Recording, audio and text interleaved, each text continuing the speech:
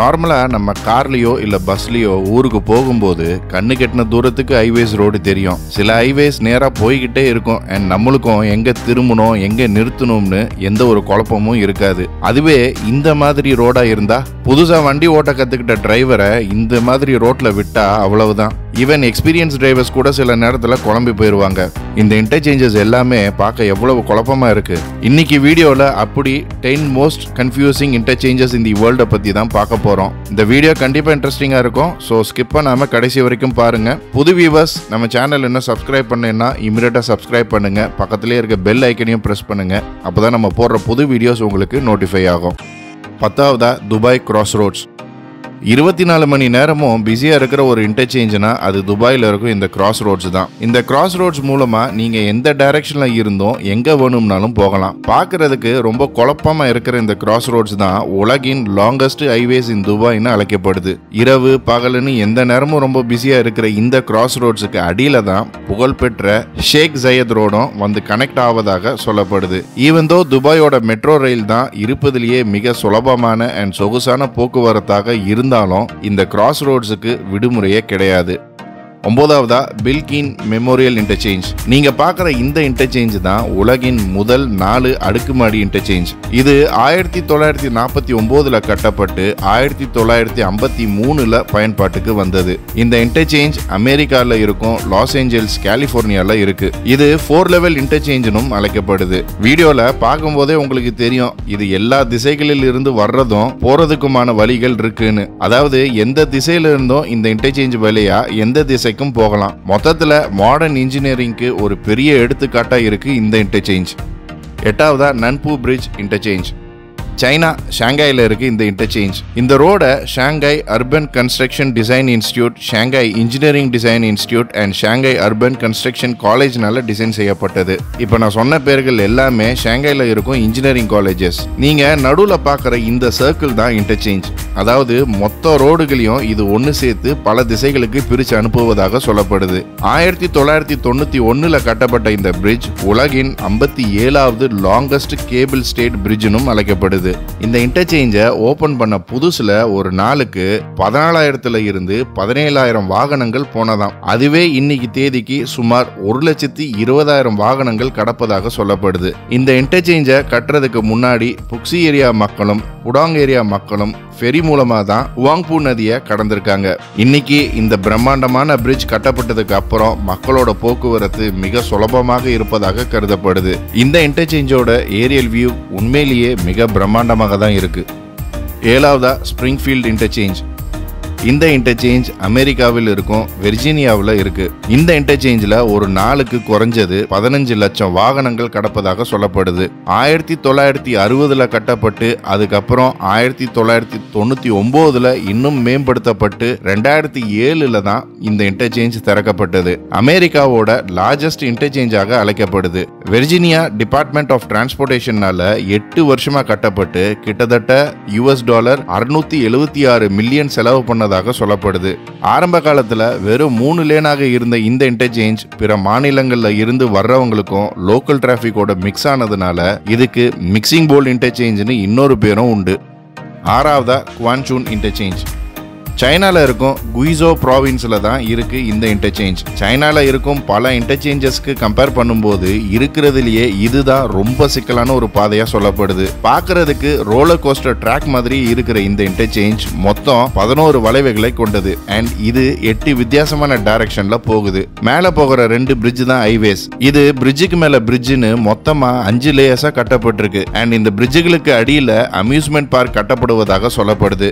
இது வரைக்கும் பார்த்த இன்டர்சேஞ்சஸ்லயே இது கொஞ்சம் குழப்பமா தான் இருக்கு. தப்பி தவறி நம்ம திரும்ப வேண்டிய வளைவை விட்டுட்டா ரொம்ப தூரம் போய் தான் யூ டர்ன் பண்ணிட்டு வர முடியுமா.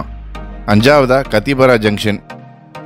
இந்தியா சென்னையில் இருக்கு இந்த இன்டர்சேஞ்ச். 2008 இது திறக்கப்பட்டது. அதுக்கு முன்னாடி இது ஒரு பயங்கர டிராபிக் உள்ள ஜங்ஷனாக இருந்துச்சு. இந்த இன்டர்சேஞ்ச் கட்டப்பட்டதுக்கு அப்புறம் பல மடங்கு டிராபிக் ஜாம் குறையப்பட்டது. இதோட வடிவமைப்பு ஒரு க்ளோவர் லீஃப் மாதிரியே இருக்கும். அதாவது க்ளோவர் லீஃபோட 4 இலைகளுக்கு அர்த்தம் hope, faith, love and luck. ஆசியாவிலேயே கத்திபரா ஃப்ளைஓவர் தான் லார்ஜஸ்ட் க்ளோவர் லீஃப் ஃப்ளைஓவராக சொல்லப்படுது. தற்போது மெட்ரோ ரயிலுக்கான வேலைகள் இந்த இடத்துல நடந்துகிட்டு வருது. எதிர்காலத்துல இதுக்கான கட்டுமான பணிகள் முடிஞ்சோன்னு இந்தியாவிலேயே பெருமையா பேசப்படுற ஒரு இன்டர்சேஞ்சாக இருக்கும். மீனம்பாக்கம் இன்டர்சேஞ்ச் ஏர்போர்ட்ல இருந்து சிட்டிக்குள்ள நுழையறதுக்கு முன்னாடி இந்த இன்டர்சேஞ்ச் வழியா தான் போகணும். சிம்பிள் டிசைனாக இருந்தாலும் இதை இந்த வீடியோல இருந்து பார்க்கும்போது எவ்வளவு அழகா இருக்குன்னு நீங்களே பாருங்க. நாலாவதா ஓயாமாசக்கி இன்டர்சேஞ்ச். ஜப்பான்ல இருக்கும் டொயோட்டோ மெய்ஷின் எக்ஸ்பிரஸ் வேல தான் இந்த இன்டர்சேஞ்ச் இருக்கு. பார்க்கறதுக்கு F1 ரேஸ் ட்ராக் மாதிரியே இருக்கிற இந்த இன்டர்சேஞ்ச் தான் ஜப்பான்லேயே ஆக குழப்பமான இன்டர்செக்ஷனாம். நீங்க எதிர்பார்க்கிற திசையில போறதுக்கு பல வளைவுகளை எடுக்க வேண்டியது இருக்கும்னு சொல்லப்படுது. ஆனா நீங்க போக வேண்டிய திசையில தப்பி திரும்பிட்டீங்கன்னா இந்த வளைவுகளை பிடிச்சு கரெக்டான டைரக்ஷன்ல போக முடியும்னு சொல்லப்படுது. இந்த இன்டர்சேஞ்சில் எமர்ஜென்சிக்கு நிறுத்த இடமும் இருக்கு. மொத்தத்துல கம்மியான டிராபிக் இருக்கிற இந்த இன்டர்சேஞ்சில் ஆக்சிடென்ட்ஸும் கம்மியாக இருப்பதாகவும் சொல்றாங்க. இந்த பிரிட்ஜுகளோட ஷின்கான்சென் ஹை ஸ்பீட் ட்ரெயினோட பாதையும் இருக்கு. மூணாவதா மார்க்வெட் இன்டர்சேஞ்ச்.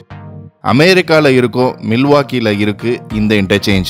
1960ல ஒரு சாதாரண ரோடாக கட்டப்பட்ட இந்த இடம் காலப்போக்கில் இது மிகப்பெரிய இன்டர்செக்ஷனா மாறிடுச்சு. 2004ல இதுக்கான டெவலப்மெண்ட்டை ஆரம்பிச்சு 2008ல இந்த இன்டர்சேஞ்ச் திறக்கப்பட்டது. விஸ்கான்சின் மாநிலத்திலேயே இந்த இன்டர்சேஞ்ச் கட்டமைப்பு மிகப்பெரிய ஒரு ப்ராஜெக்டாக கருதப்படுது. இது ஒரு 2-வே ஹைவேஸாக இருந்தாலும் இந்த ரோடுகளோட சைஸ் நல்ல பெருசா இருப்பதனால் இங்க ஆக்சிடென்ட் வாய்ப்புகள் கம்மின்னு சொல்லப்படுது. இந்த இன்டர்சேஞ்சை கட்டுறதுக்கு $190 மில்லியன் ஆகியிருக்கு. அண்ட் இவங்களோட முக்கிய டார்கெட்டே இந்த இன்டர்செக்ஷன் பாதுகாப்பானதாகவும் எந்த சூழ்நிலையிலையும் டிராபிக் ஜாம் ஆகாத மாதிரியும் கட்டப்பட்டிருக்கு. ரெண்டாவதா சாகாமிஹாரா ஹைவே டனல். ஜப்பான்ல இருக்கும் கனகாவால இருக்கு இந்த இன்டர்செக்ஷன். இது ஒரு டனல் இன்டர்செக்ஷன் கூட சொல்லலாம். இந்த ரோடுகளோட பாதைகள் எல்லாமே இந்த டனல்குள்ள இருந்து தான் ஆரம்பிக்குது. அண்ட் திரும்பி போறதும் டனல் வழியா தான். மேல இருந்து பாக்குறதுக்கு ரொம்ப குழப்பமான ரோடு பாதைகளா இருந்தாலும் இது போகும்போது கரெக்டான டைரக்ஷன்ல ஈஸியா போகலாம்னு சொல்லப்படுது. ஏதோ செலந்தி பூச்சியோட வலை மாதிரியே இருக்கிற இந்த இன்டர்செக்ஷன் 2012ல இருந்து 2015க்குள்ள கட்டப்பட்டிருக்கு. ஒன்னாவதா ஜட்ஜ் ஹாரி பெர்கர்சன் இன்டர்சேஞ்ச். இந்த உலகத்தின் மிக குழப்பமான ஒரு இன்டர்சேஞ்ச்னா அது இந்த ஜட்ஜ் ஹாரி பெர்கர்சன் இன்டர்சேஞ்சை தான் சொல்றாங்க. 1993ல திறக்கப்பட்ட இந்த இன்டர்சேஞ்ச் அமெரிக்கால இருக்கும் லாஸ் ஏஞ்சல்ஸ்ல இருக்கு.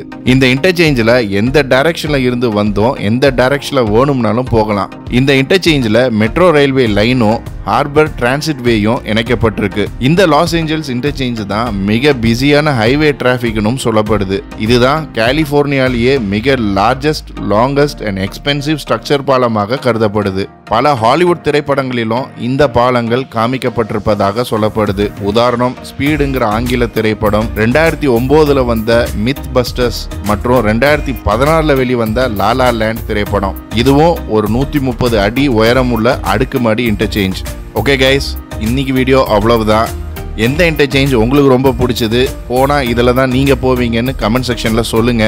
இந்த வீடியோ உங்களுடைய ஃப்ரெண்ட்ஸ் அண்ட் ஃபேமிலிக்கும் ஷேர் பண்ணுங்க, ஃபார்வர்ட் பண்ணுங்க. போன வாரம் வெள்ளிக்கிழமை வந்த கமெண்ட்ஸா பார்ப்போம். கங்கா டி ப்ரோ, இந்த இன்ஃபர்மேஷன் எல்லாம் எங்க எடுக்கிறீங்கன்னு கேட்டிருந்தீங்க. பொதுவா நான் நிறைய பிளாக்ஸ் படிப்பேன் ப்ரோ. அண்ட் அடுத்த வீடியோக்கு என்ன வித்தியாசமா பண்ணலான்னு ரிசர்ச் பண்ணும்போது இந்த மாதிரி டாபிக்ஸ் கிடைக்கும். நிறைய பேர் போன வாரம் வெள்ளிக்கிழமை போட்ட ஹோட்டல் வீடியோ நல்லா இருக்குன்னு கமெண்ட் பண்ணீங்க. உங்க எல்லாருக்குமே மிகப்பெரிய நன்றியை சொல்லிக்கிறேன். உங்களுடைய எல்லாருடைய இந்த பாசிட்டிவ் கமெண்ட்ஸ் தான் அடுத்தடுத்து சுவாரஸ்யமான வீடியோஸை கொண்டு வர எனக்கும் இன்னும் ஸ்ட்ரென்த்தை கொடுக்கும். ஓகே கைஸ், மறக்காம நம்ம சேனலை சப்ஸ்கிரைப் பண்ணி உங்க ஆதரவை கொடுங்க. அடுத்து ஒரு இன்ட்ரெஸ்டிங்கான வீடியோவில் சந்திக்கும் வரை ஸ்டே சேஃப். Signing off. நன்றி.